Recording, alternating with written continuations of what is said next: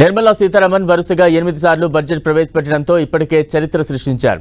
ఇవాళ ఆమె ప్రవేశపెట్టబోయే 9వ బడ్జెట్తో మరిన్ని రికార్డులు క్రియేట్ చేయబోతున్నారు. అత్యధిక సార్లు బడ్జెట్ ప్రవేశపెట్టిన వారిలో మొరార్జీ దేశాయ్ ఉన్నారు. ఆయన 10 సార్లు బడ్జెట్ ప్రవేశపెట్టారు. కాకపోతే అందులో 8 పూర్తిస్థాయి బడ్జెట్లు, 2 మధ్యంతర బడ్జెట్లు.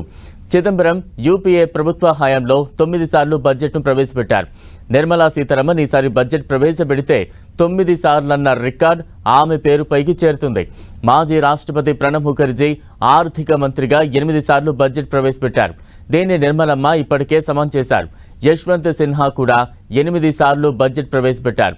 మాజీ ప్రధాని మన్మోహన్ సింగ్, పివి నరసింహారావు ప్రభుత్వంలో ఆర్థిక మంత్రిగా ఉన్నప్పుడు 6 సార్లు బడ్జెట్ ప్రవేశపెట్టారు. మొరార్జీ దేశాయ్ వంటి దిగ్గజాల కంటే నిర్మలా సీతారామన్ కొన్ని విషయాల్లో భిన్నమైన రికార్డులు నెలకొల్పారు. భారతదేశ చరిత్రలో వరుసగా 9 సార్లు బడ్జెట్ ప్రవేశపెట్టిన ఏకైక వ్యక్తిగా ఆమె నిలవబోతున్నారు. మొరార్జీ దేశాయ్ వరుసగా 6 సార్లు మాత్రమే ప్రవేశపెట్టారు. ఒకే ప్రధానమంత్రి హయాంలో ఇన్నిసార్లు బడ్జెట్ ప్రవేశపెట్టిన ఆర్థిక మంత్రిగాను గౌరవం ఆమెకే దక్కుతోంది.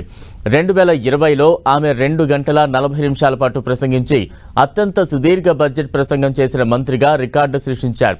ఇందిరాగాంధీ అదనపు బాధ్యతగా బడ్జెట్ ప్రవేశపెట్టగా పూర్తిస్థాయి మహిళా ఆర్థిక మంత్రిగా బడ్జెట్ సమర్పించిన తొలి మహిళ నిర్మలా సీతారామనే. బడ్జెట్ సూట్ కేస్ సంప్రదాయాన్ని మార్చి ఎర్రటి వస్త్రంలో చుట్టిన ట్యాబ్ విధానాన్ని నిర్మలమ్మే మొదలుపెట్టారు. రేపు ఆమె తన ప్రసంగంలో ఏ కొత్త పథకాలు ప్రకటిస్తారో అని దేశమంతా ఎదురు చూస్తోంది. ఆదాయ పన్ను, ట్యాక్స్ స్లాబ్స్, మధ్యతరగతికి ఊరటనిచ్చే అంశాలు, పొదుపు పథకాలు, వ్యవసాయం, గ్రామీణాభివృద్ధి, మౌలిక సదుపాయాలు, ఇలా ఏ రంగాలకు, ఏ వర్గాలకు నిర్మలా సీతారామన్ తీపి కబుర్లు అందిస్తారోనన్న ఆసక్తి అందరిలో నెలకొంది.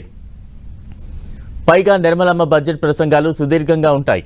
అందులో వాడే తమిళ, సంస్కృత పద్యాలు, స్పెషల్ కోట్స్ ఆసక్తిని రేపుతాయి.